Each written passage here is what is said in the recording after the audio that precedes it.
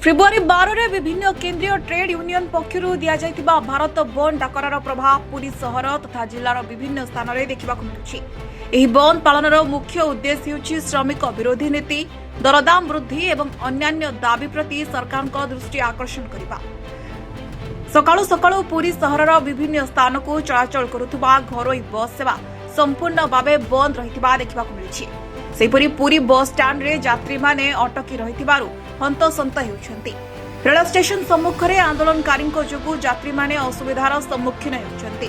बजार और व्यावसायिक प्रतिष्ठान बड़दाण्ड एवं पुरीर मुख्य बजार गुड़िकरे केतेक दुकान बजार बंद रहिछि। ट्रेड यूनियन कर्मकर्ता माने व्यावसायिक प्रतिष्ठान गुड़िको बंद रखिबा पई अनुरोध करिसेंति। जिल्लार अनेक स्थान रे स्कूल और कॉलेज बंद रहिछि। शांति श्रृंखला रक्षा पाई पुरी पुलिस पक्षरु विभिन्न छक जगार व्यापक पुलिस फोर्स मुतयन करा जायछि। विशेषकर जगन्नाथ मंदिर को आसुथिबा पर्यटक जेपरि असुविधा न पड़ती से प्रशासन सजग होछि।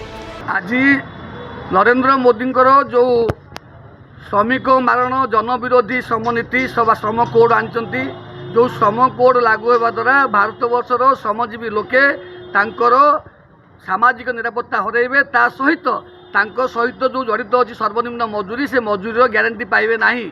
श्रम कोड एभली भाव आनी जहाँ मालिक सपक्षवादी एवं कॉर्पोरेट सपक्षवादी श्रम कोड आसी। द्वितीय कथा हूँ इलेक्ट्रिक बिल आनी 2025 जहाँ देखिए जे भारत वर्षर इलेक्ट्रिक सेक्टर विद्युत सेक्टर पुंजीपति कॉर्पोरेट टेकीदेवे कारण सरबराह बंटन उत्पादन समस्त भाव में ये बिल आसी। बिलटा हाथ देदेवे एवं सबुठ बड़ बिहन बिल 2025 आनी बिहन बिल एपटे चाषीर तार फसल लाभजनक दर पाइला ना एमएसपी ग्यारंटी ना ग्यारंटी नथिला बेले बिहन बिल आनले जो बिहन भारत वर्ष बाहर बड़ बड़ कंपनी मैंने आसवे मनसांत काटगिली भाया कंपनी आसवे भारत वर्ष रे से बिहन बेपार करेंगे। गोटे गोटे धानर कटनी छटनी बंद है ना धान बिक्री पाना 3100 टଙ୍କା धानर मंडी दर मिलूनी कि गोटे मिथ्या आवाज उठेले मिथ्या प्रतिश्रुति कले सरकार ये आम 3100 टଙ୍କା धान दौचु कि प्रकृत मिछ कथा 3100 धान कौटी मिलूना। एक चाषी तार लाभजनक दर न पाइले आत्महत्या करपटे जो बिहन बिल आसी अंत बिहन तार स्वावलम्बनशीलता था हरइबे एवं सार रेट बढ़ीगला तो सार बिहन एवं ता सहित बिकवाई जो सुविधा नाला चाषी आत्महत्या कर। सर्वनिम्न मजूरी 26,000 टଙ୍କା दाबी करूँ 26,000 टଙ୍କା तलू हेले आईएलओ कहला आम कहनु आईएलओ नीति अनुसार सर्वनिम्न मजूरी 26,000 टଙ୍କା आवश्यकता अच्छी जो सरकार करूनी।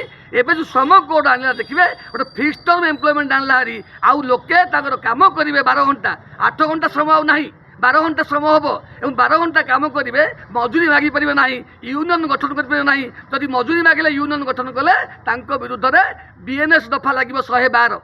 तेणु एभली भाव जो नुआ नियम आनी सरकार जो सरकार नुआ नियम विरुद्ध लोक एकाठी सबुठ बड़ कथा हूँ देखिए ओडिशा रे गंधमार्दन पर्वत आरंभ कर गोपालपुर बंदर पारादीप बंदर विजु पट्टनायक विमान बंदर एवं राष्ट्रायत्त उद्योग बैंक बीमा एलआईसी सबू घरोई पुंजी पशि आसी घरोई कंपनी माने मालिक हे आम देश बर्तमान से कम अंशदान पाइब तेणु से जो लाभांश पाइबा कथा लाभांश से नहीं पलैबे तेणु देश जो था समाजमंगल राष्ट्र ए समाजमंगल राष्ट्र ना देश को जो शासन कर कॉर्पोरेट जगत जोड़ी होती देश में 2टा लोक 4टा लोक बिकुंट 2टा लोक बिकुची नरेंद्र मोदी और अमित शाह बिकुंट देशर संपद को कहते आदानी और अंबानी तो 4 जन लोक 145 कोटी लोकर भाग्य निर्धारण कर। तेणु आज देखिए सर्वांतकरण सामग्रिक भाव में लोके रास्ता को आसछन्ति देखिए बैंक शिल्प बंद अच्छी एलआईसी बंद अच्छी बीमा बंद अच्छी पोस्टाल बंद अच्छी सहित देखिए रास्ता घाट ऑफिस गजे सब बंद होती